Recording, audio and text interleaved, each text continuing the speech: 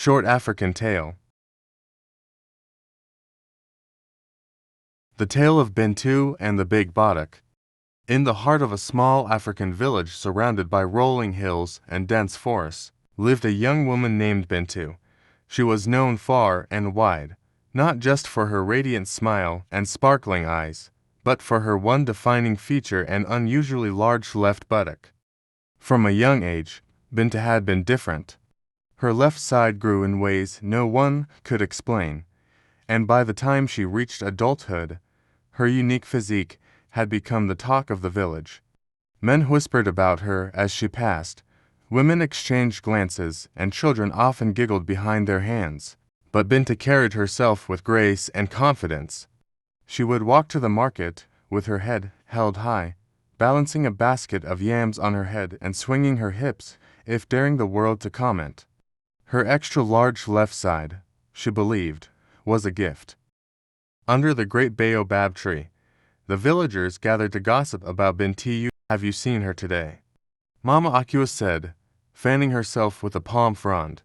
"She's wearing that tight wrapper again. Eh, does she not feel shy?" "Shy, BINTU," laughed Baba Kunnel, the village tailor. "That girl walks like she owns the earth. But, tell me, how does she even sit comfortably?" The women laughed, but some envied her boldness. Others saw her as a mystery to be solved.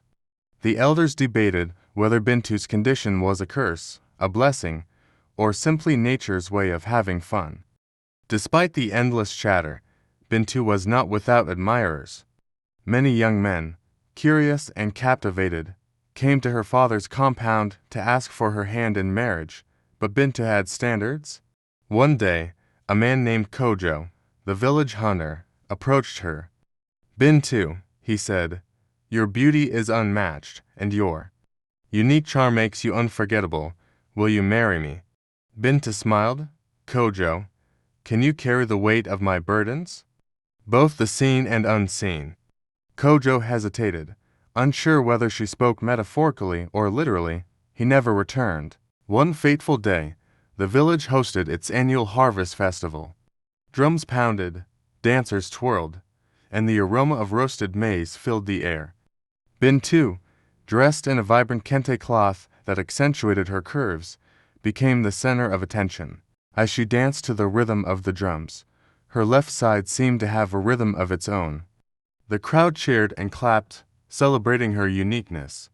Even the village chief, who rarely smiled, chuckled and declared, "BINTU, you are the spirit of this village. You remind us to embrace who we are, no matter what." From that day, the gossip quieted. BINTU's confidence inspired others to accept their differences. Children stopped giggling and started asking her to tell them stories about her adventures. Women began to admire her strength, and men respected her for her wisdom and poise. Years later, BINTU married a kind-hearted man who loved her not despite her unique shape, but because of it. Together, they became symbols of acceptance and pride in the village. When BINTU's first child was born, the villagers gathered again under the baobab tree, but this time they didn't gossip.